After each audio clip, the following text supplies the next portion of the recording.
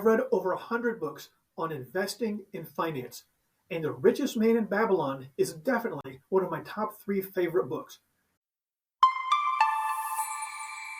It was written over 100 years ago, and every word in it still pertains to how you create wealth. So the book was written over 100 years ago, and it tells the tale of a fictional character named Arkad, who lived in Babylon over 4,000 years ago.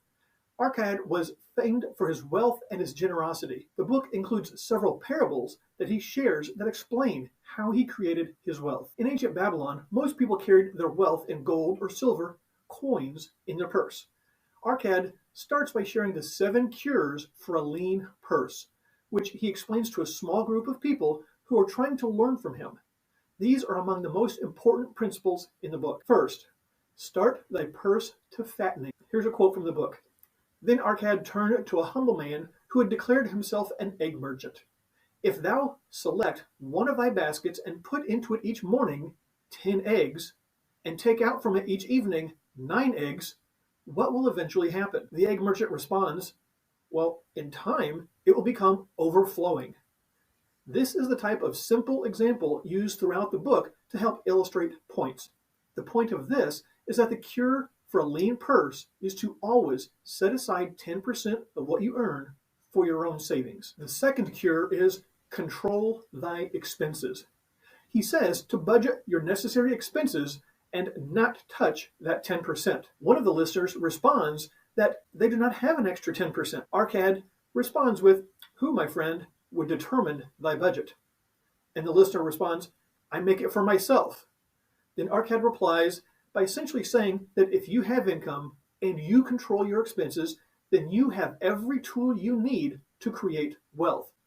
When you control your expenses, you control your ability to create wealth. The third one is make thy gold multiply.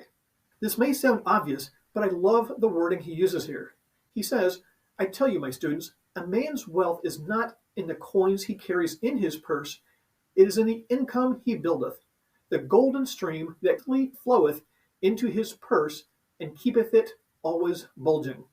Let me repeat that. It's super important. I tell you, my students, a man's wealth is not in the coins he carries in his purse, it is in the income he buildeth, the golden stream that continually floweth into his purse and keepeth it always bulging. He goes on to say, great income I have acquired, so great that I am called a very rich man. He then restates this cure. Put each coin to laboring so that it may reproduce, and bring to thee income, a stream of wealth that shall flow constantly into thy purse. That is the third cure. That is, make thy gold multiply. The fourth cure is guard thy treasures from loss. This makes sense. You must protect the wealth you have and that you're building. But he includes another little nugget that I like. He says, we must first secure small amounts and learn to protect them before the gods entrust us with larger. While some may say this is about gods and karma or something, it's not. It's about the fact that you cannot secure smaller amounts, it will never become larger amounts. He goes on to say to consult with wise men, secure the advice of those experienced in the profitable handling of gold. The fifth cure, make thy dwelling a profitable investment. He says, I recommend that every man own the roof that sheltereth him. Pretty basic. In today's world, some may argue that renting is better than owning. However, he points out that it's not just about the wealth creation aspect, but also the ability to always know that you and your family have shelter, and shelter that could be passed on to your children. Worst case scenario, you always have a place to live.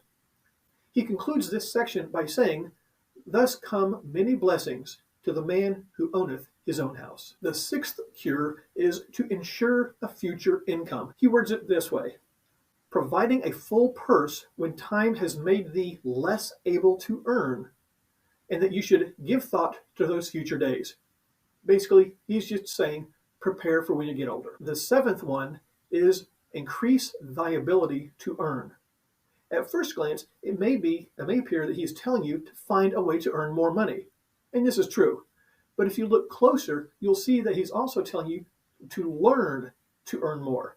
He says, I will talk to you of those things within the minds and the lives of men which do work for or against their success. For a man to wish to be rich is of little purpose.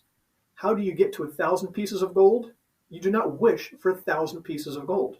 Instead, you desire 5 pieces and learn how to secure it, then 10 pieces, then 20 pieces, and so on. So there are 2 lessons here. First, start small and grow your wealth. Second, take the action and find a way to create the wealth. Do not just wish for it. He concludes this section with a summary that says, to cultivate thine own powers to study and become wiser, to become more skillful, so as to respect thyself. So those are the 7 cures for a lean purse. He then transitions into a section about luck, saying the desire to be lucky is universal. And he shares a Babylonian proverb. If a man be lucky, there is no foretelling the possible extent of his good fortune. Pitch him into the Euphrates River, and likely as not, he will swim out with a pearl in his hand. One section has an interesting take and refers to the goddess of luck, stating, suppose we consider our trades and our businesses. Is it not natural, if we could conclude a profitable transaction, to consider it not good luck, but a just reward for our efforts?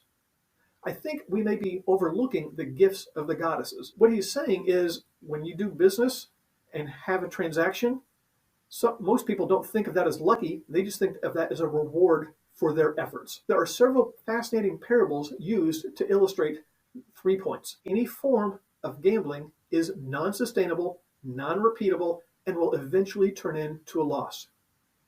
Opportunities are created by efforts and activity. But the most important point is that most people do not act when given an opportunity. Many of the wealth-creating transactions were opportunities on which the lucky person took action and did not procrastinate. He summarizes this section by saying, men of action are favored by the goddess of good luck. In the next section, he covers the 5 laws of gold. He uses gold as a substitute for wealth and states that gold is reserved for those who know its laws and abide by them. First, gold cometh gladly and in increasing quantity to any man who will put not less than 1/10 of his earnings to create an estate for his future and that of his family. Second, gold laboreth diligently and contentedly for the wise owner who finds profitable employment, multiplying even as the flocks of the field. Gold clingeth to the protection of the cautious owner who invests under the advice of wise men in its handling. Gold slippeth away from the man who invests in businesses or purposes with which it is not familiar or which are not approved by those skilled in its keeping. And finally, gold flees the man who would force it to impossible earnings or who followeth the alluring advice of tricksters and schemers. There's quite a bit of overlap between these 5 laws and the 7 cures for a lean purse covered earlier. The book then shares a couple of other interesting parables and concludes each one with a message. The first message is, better a little caution than a great regret. Another message is, where there's determination, the way can be found. So, how do you apply all of that information? There are some books that share a strategy or tool that you can apply to your situation. Perhaps a couple of approaches that are outside the box. This book is different. It uses entertaining parables to reinforce the basics that we all should already know, but often do not apply. Is there anyone who does not understand that you cannot create wealth if you spend every dime you earn? Probably not. But how many people do not budget properly, do not set money aside, and therefore do not create wealth? How many people understand that you should make your money work for you? Most people are aware of that, but do not always follow it. Some suggestions in the book are a little more subtle. For example, suggesting that you only invest in purposes that you understand, or that you have a reliable advisor who understands it. So many people invest in stocks, crypto, or other purposes, and they really do not understand what they're doing. My point with all that is this. The book may not amaze you with outside-the-box ideas that you've never heard, but it can be read time and time again to reinforce the habits that create wealth. This may sound sacrilegious, but I could read this book like the Bible.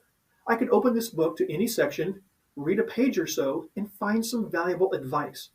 When you do that and ask yourself, I know this is great wisdom, but am I following this in my own life? The answer is usually not really, or I mostly follow it, but I could do better. If I was to recommend only 3 books on investing ever, this would be one of them. I encourage you to read it with these 2 suggestions. First, do not just quickly zip through from cover to cover. Read it and absorb what it is saying. Second, reread it from time to time. Pick it up, read a few pages, and ask yourself if you're following and implementing the wise advice from the richest man in Babylon. Whether you're a seasoned investor or just starting on your financial journey, its teachings can serve as a compass for wealth creation. By embracing its principles, you can create your own luck step by step through disciplined habits and wise choices.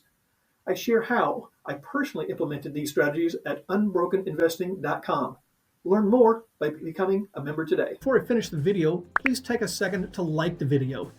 If you haven't already, please subscribe so you get more fresh content on how to build passive cash flow. Finally, if you have any family or friends who would like to improve their financial position, please share this video with them. Thanks, and I appreciate that.